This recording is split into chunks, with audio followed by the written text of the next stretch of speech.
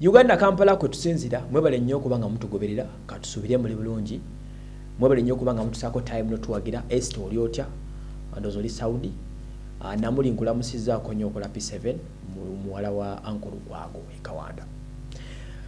Okay, Sheikh Umar Nansana ku Ngabo stage musomi wa ddu agenda yakuyambe mu ekyo 0701 968 522 ensonga za internship. Kakati Eddie Kenzo Musuuza Dirisa onogola abantu wewanisiza emitima okuva ku Lwokusatu lwe bamutwala ku omukazi ne bamuyita kisogasoga ne bamuyita n'omuliwe bisiike lwabalukawo wiki namba social media ebadde ekuta omuliro lwa Eddie Kenzo Sheikh Muzaata nga bali on top amidi star Rema ne yakibaddemu ensi ne tuko okwetemamu ne baawukana abagera Sheikh Muzaata buli omu n'ayogera ebigambo ebyawa n'ebyawa. Kino nno kireesewo ensasage mu ggwanga okumanya abasajja abamu balina amaanyi kyakyankalanya Kenzo niko tuga ntagenda kuddamu ku performing ekyo mwakimanya nakati yakiremeddeko ntagenda kuddamu ku performinga. Kenzo ono yakola live abajja muyita live za Facebook gye twabadde conference and press conference ng'erikawa tosooka mutalo gw'omukakaaga record bw'amala gikola n'awanda omuliro gwa buli kala nga n'amaziga bagakaaba bw'atulangiranga bw'awanise flaga yaffe bw'atana bw'atasuza Luganda bwakoze ebintu ebingi ennyo ne mbagamba juzi nti Kenzo ono yayogera ebigambo bingi n'awulira nga atasiimiddwa bw'abyogera ebyo ndoza byogera ali busunguwavu n'atusuubiza nti agenda kukomawo akola obwekalakaasa sinzigu ng'ennaku z'omwezi 22 era some of the impacts of his words ne bitandika okulabikako. For example, abaana bagazi ne balumba omuzikiti gw'Ekiwuli awo ne batwala enkyagi waliwo abagenze ne balumba amaka ga Sheikh Muzaata ne bakasukayo eddigobe omuceere n'ebigenderako ng'ebyo. At the same time abala waliwo yakwatiddwako nga ayokya ebifaananyi bya Sheikh Muzaata abantu badde bavuma Sheikh Muzaata ebivume ebya buli kika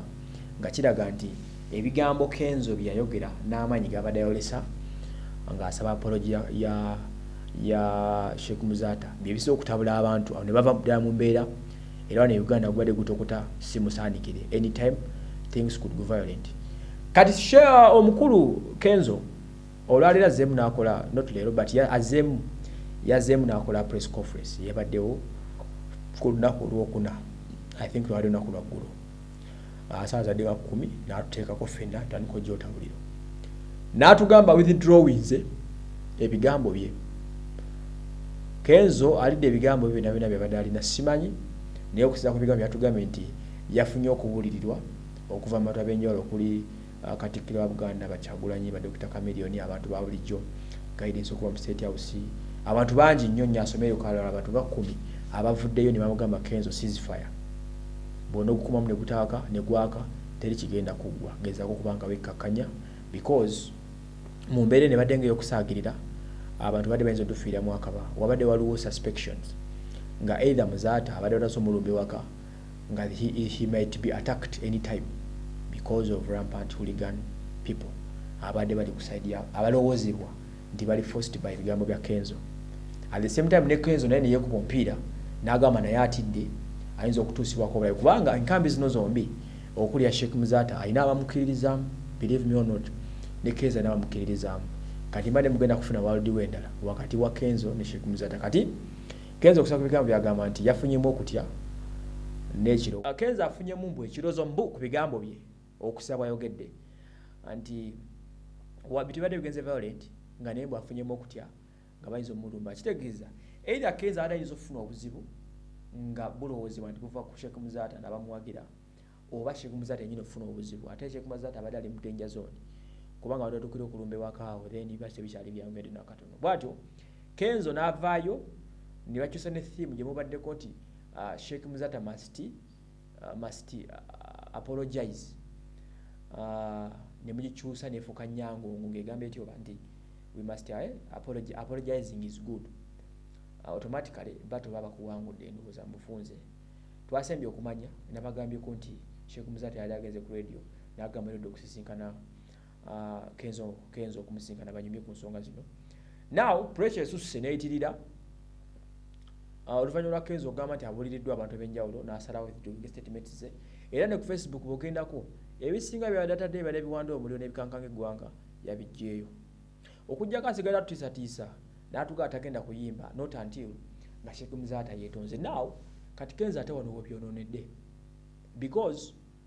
tube tukyanyumira ebigenda mu maaso paka nga 2 mwezi mu 2 wansigalo kyatukangakanga maleka tugenda va mawulire musajja wange okitegeera wansigalo kyatukangakanga mu soka tubeera ku tension paka lebyandigize ne tutuukayo kati bw'obanga ate ovuddeyo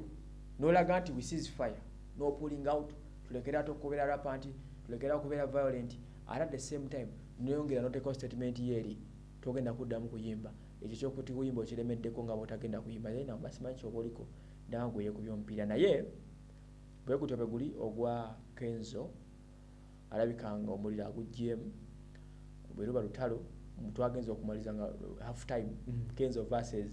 Sheikh Muzata half time nga gukyali ddulo tutera yani awangula naye twogera tuleka tuli mu dakika nga ya 8 bwe ziba goolo Sheikh Muzata akyazikulembedde ayinanga nnya Kenzo alinga ku 2 okitegeera kuba kati abantu bamazeemu amanyi okulimba kubi naye social media egenda kuwola ngebadde kutta omuliro maama Kenzo kyotukoze kati tugenda kukakkana ffenna ag'ebigatagana okuva mbirekera awo ayogedde bingi bambi bingi naye reconciling is good Muzata musajja mukulu Kenzo gwobadde oyingira bwotyo ng'ayingira katabaniko kale ebyo katubirinde tunaabiraba ate gye binagwira nze Waswa Emmanuel nkola Ndiga Weekly Sali katulinde embaga ya Rema kuba kati bya Kenzo biwedde ate kasi atugee ceasefire tukyasobola okulwana mulowooza tugenda kudda byaffe amaka red fresh dead yayitandise record